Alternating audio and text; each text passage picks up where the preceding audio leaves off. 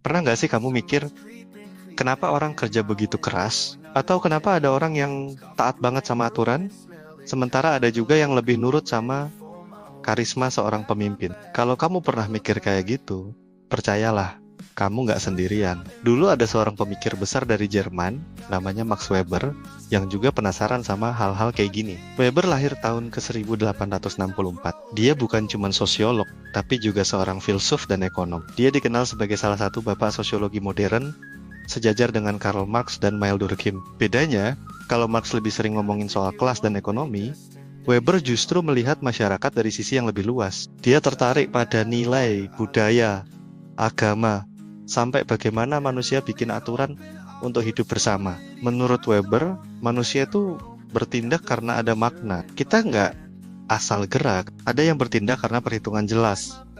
Misalnya belajar supaya dapat nilai bagus. Ada yang bertindak karena keyakinan, kayak memilih jujur, meskipun merugikan diri sendiri. Ada juga yang bertindak karena emosi, misalnya marah atau sayang. Dan ada pula yang bertindak karena kebiasaan. Contohnya, salam cium tangan ke orang tua. Jadi kalau kamu sering mikir, aku ini bertindak karena logika atau karena perasaan ya. Nah, kamu udah satu frekuensi sama Weber.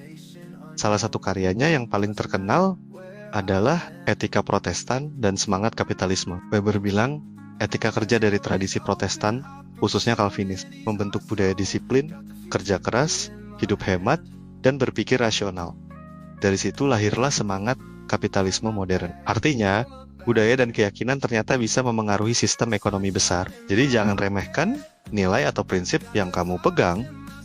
Bisa jadi itu punya dampak jauh lebih besar dari yang kamu bayangkan. Weber juga punya pemikiran penting tentang birokrasi. Menurut dia, birokrasi adalah organisasi paling rasional dengan aturan yang jelas, struktur yang rapi, ada pembagian kerja, dan sifatnya impersonal. Kedengarannya kaku, tapi tanpa birokrasi, banyak hal modern nggak akan jalan. Jadi kalau kamu termasuk orang yang suka keteraturan, suka sistem yang rapi, jangan minder. Pemikiran kayak gitu ternyata sejalan dengan pemikiran kelas dunia. Weber juga melihat soal kekuasaan. Menurutnya, orang bisa punya otoritas karena beberapa hal. Ada yang dipercaya karena tradisi dan kebiasaan, ada yang diikuti karena punya karisma pribadi, dan ada juga yang dihormati karena hukum dan aturan. Kalau kamu pernah mikir, kok ada orang yang lebih percaya sama tokoh karismatik daripada aturan hukum? Itu persis hal yang Weber analisis lebih dari 100 tahun lalu. Jadi kalau hari ini kamu sering bertanya-tanya, kenapa orang patuh sama aturan? Kenapa agama bisa memengaruhi ekonomi?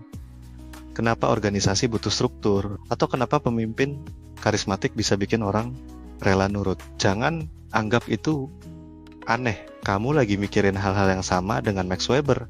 Artinya, kamu nggak perlu minder kalau pikiranmu sering beda dari kebanyakan orang. Justru bisa jadi di dalam diri kamu ada potensi jadi pemikir besar juga. Max Weber itu bukan sekadar nama dalam buku sosiologi. Dia adalah contoh nyata bahwa rasa penasaran terhadap hal-hal sederhana dalam hidup bisa melahirkan teori besar yang mengubah cara dunia memahami masyarakat. Jadi kalau kamu punya pertanyaan unik atau pikiran yang orang lain anggap remeh, jangan langsung dibuang.